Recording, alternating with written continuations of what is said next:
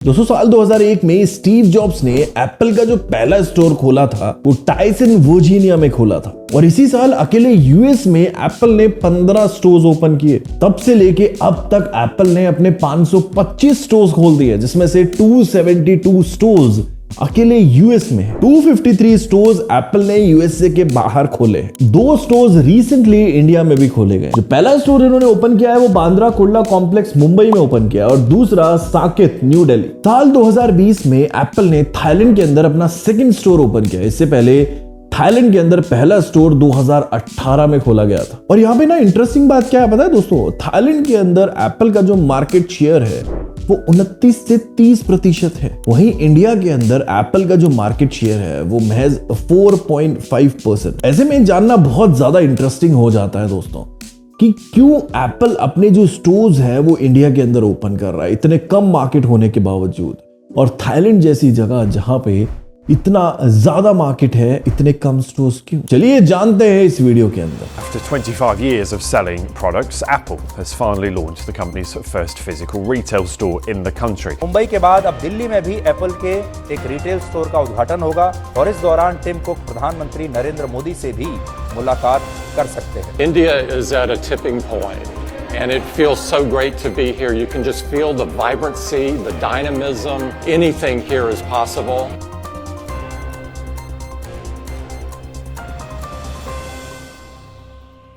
Friends, Apple के जो products हैं जैसे हेडफोन हो गए, जैसे मोबाइल फोन हो गया, आईफोन, जैसे लैपटॉप हो गया उनका, जैसे आईपैड हो गया, इनको हर कोई खरीदना चाहता है। और ट्विटर पे और इंस्टाग्राम पे आपने काफी मीम्स भी देखे होंगे जहां पे लोग किडनी के बदले आईफोन लेने की बात करते हैं। लेकिन आज आपने एप्पल को जितना एक्सपैंड होते हुए देखा है, कुछ साल पहले एप्पल की स्थिति ऐसी नहीं थी। 2010 में इंडिया में एप्पल का जो मार्केट शेयर है वो 0.98% था। मतलब 1% से भी कम लोग एप्पल के फोन यूज किया करते थे। बट आज की डेट में 4.5 से लेके 5.5% तक जो जनता है भारत की वो एप्पल की डिवाइसेस यूज करती है। एप्पल ने इंडिया के अंदर एक्सपेंड कैसे किया ये जानना जरूरी है। देखो यार, इंडिया के अंदर ना किसी भी बाहर के ब्रांड के लिए बिजनेस कर पाना कुछ साल पहले तक बहुत मुश्किल हुआ करता था। 2016 से पहले काफी ज्यादा लिमिटेशन हुआ करती थी अदर मोबाइल ब्रांड्स के ऊपर। किसी भी सिंगल ब्रांड कंपनी जैसे एप्पल को 51% तक की ओनरशिप ही अलाउड थी। मतलब कहानी बहुत ही सिंपल है, किसी ब्रांड को अगर इंडिया के अंदर अपने प्रोडक्ट्स को बेचना है या मार्केट में उतारना है तो 51% शेयर के अलावा उसे पार्टनरशिप की जरूरत पड़ती थी। 2016 में गवर्नमेंट ने अपनी फॉरेन इन्वेस्टमेंट के जो रूल्स हैं उनमें रिलैक्सेशन दिया। अब क्या हो गया, जो बाहर की कंपनीज हैं रिटेल बिजनेसेस वाले, उन्हें 100% ओनरशिप के साथ एक सिंगल ब्रांड के रिटेल स्टोर खोलने की परमिशन मिल गई। और इस रिलैक्सेशन के कुछ टाइम बाद ही एप्पल के जो सीईओ हैं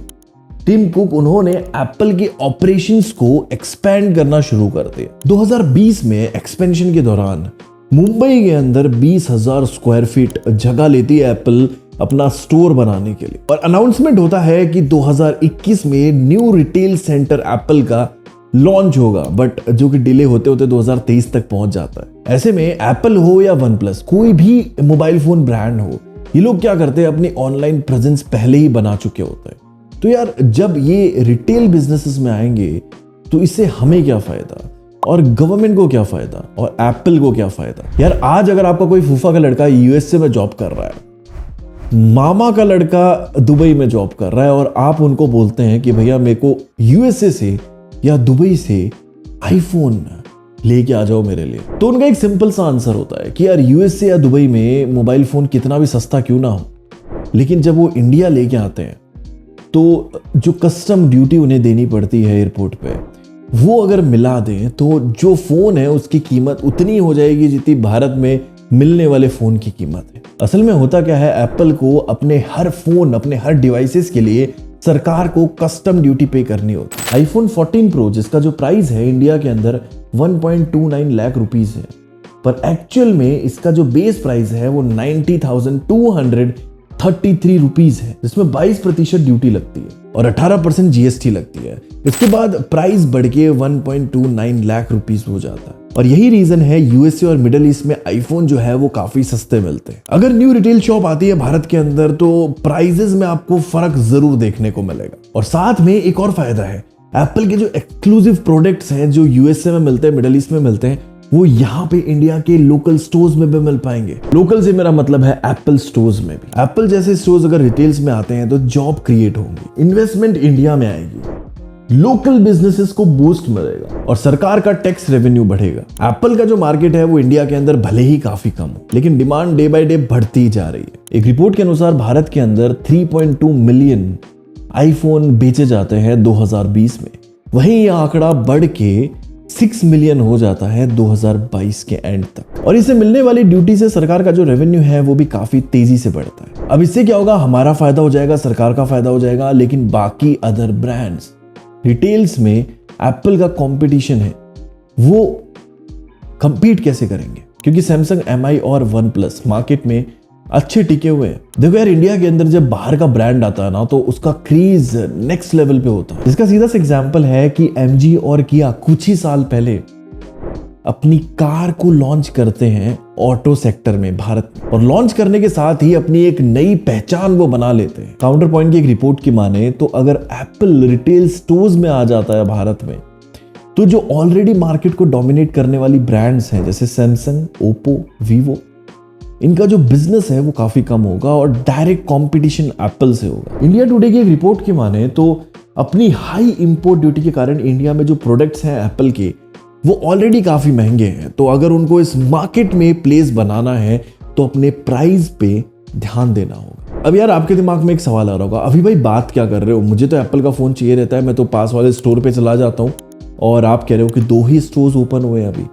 तो ये थर्ड पार्टी स्टोर्स होते हैं, एप्पल के खुद के ओन स्टोर्स नहीं होते। अब एक और सवाल आप लोग मुझसे पूछेंगे कि यार ठीक है वो तो थर्ड पार्टी स्टोर्स होते हैं, लेकिन क्या नया देने वाला है एप्पल अपने रिटेल स्टोर्स में? दोस्तों, एप्पल के रिटेल स्टोर्स में मिलेंगे आपको exclusive edition iPhone cases, Apple watch और भी बहुत कुछ। और इसके साथ ही इंडिया के एप्पल रिटेल स्टोर्स जो होंगे वहां आपको क्लासेस भी दी जाएगी, बहुत ही छोटी सी क्लास होगी और बेहतर तरीके से अपने फोन को समझने के लिए। और इसके साथ ही आपको आपके आइटम यानी कि जो भी आप आईफोन या जो भी प्रोडक्ट खरीदेंगे एप्पल का, उसके लिए आपको बिलिंग की लाइन में लगने की जरूरत नहीं। आप उसकी पेमेंट ऑनलाइन भी कर सकते हो अपने फोन के जरिए। अगर एप्पल अपने रिटेल स्टोर्स खोलना शुरू करता है, और उसके यूनिकॉर्न स्टोर्स का क्या होगा? आपको तो पता ही है, इंडिया के अंदर हर किसी को डिस्काउंट चाहिए।